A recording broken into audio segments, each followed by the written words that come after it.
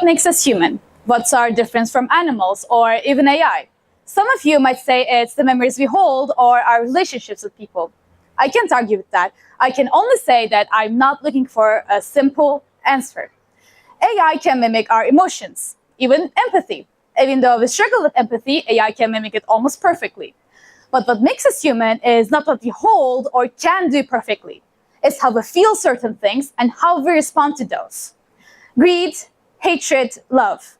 These three emotions are what makes us human. Let's talk about greed. Now, when I say that word, most of you probably think of corruption, selfishness, or people who take more than what they need. And honestly, I can't blame you because that's how greed is usually presented. But if greed is such a terrible thing, then why has it played a role in almost every major achievement in human history? Think about it. At one point, humans had enough food to survive, yet survival wasn't enough. We wanted food that we could grow ourselves, food that would last longer, food that wouldn't disappear when the seasons changed.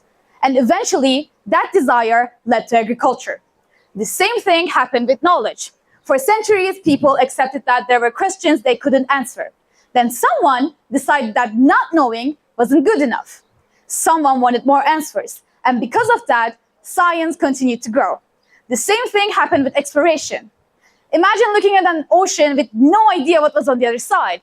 Most animals would stay exactly where they were because they wouldn't risk their lives for their curiosity. But humans built ships to cross the oceans. We built submarines to discover what was beneath the ocean. Not because we had to, but because we wanted to know. Because what we already had wasn't enough. And that pattern appears everywhere throughout human history. Humans rarely stop at enough. We always ask what comes next. What else can be discovered? What else can be built? What else can be achieved? Sometimes greed is curiosity. Sometimes it is ambition. Sometimes it is the reason why humanity continues to move forward. But there is a problem. If everyone wants more, eventually two people will want the same thing. And when that happens, greed stops being a source of progress. And that is where hatred begins. Hatred is one of the powerful emotions that we feel. And other species can feel it too, but I believe humans have taken it to a completely different level. Just because of hatred, we have destroyed lands, loving homes, and little hearts. And to do that, to hate even more, we created weapons. At first, they were simple.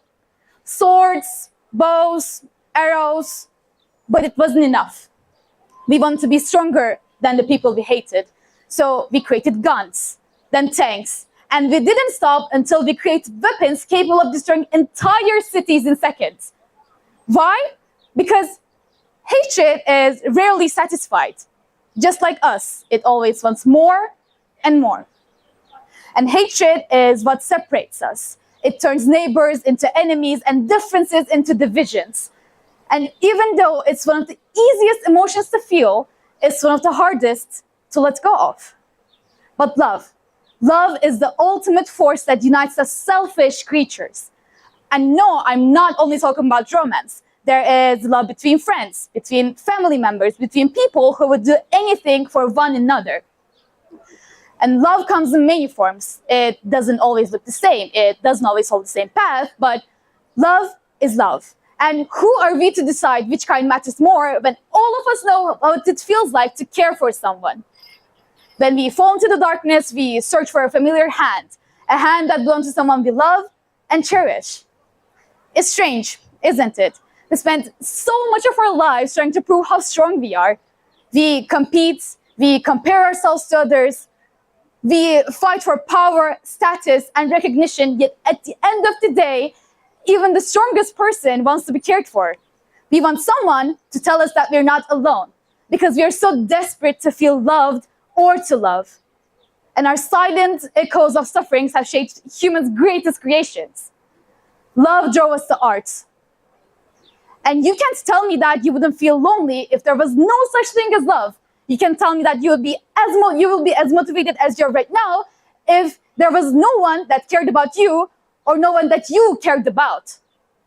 Love gives meaning to so many things that we do. Some people sacrifice because they love their friends. Some people work hard because they love their families. And some people spend years chasing a dream because they love what they do. Even the desire for power can come from love. The love of achievement, the love of success, the love of being remembered. And unlike greed and hatred, it doesn't ask us to take from others or stand above them. So maybe the answer was never simple. Maybe it was never about one emotion or one trait or one difference. It was never about choosing one over the another, because greed pushes us forward. It makes us want more, make us move, make us build. But when greed meets another person's greed, when two desires collide, that is where rivalry prevails. Hate divides us. It breaks things apart. It creates distance between people, between ideas, between worlds. But we cannot stay divided forever, because something always pulls us back. Love. Love is what repairs what hatred breaks. It is what reminds us that people once we saw as obstacles are still human. And the cycle continues.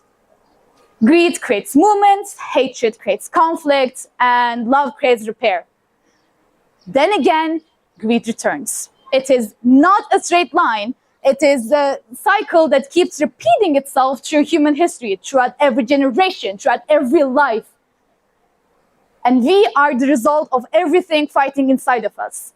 And maybe that is what makes us human. Thank you.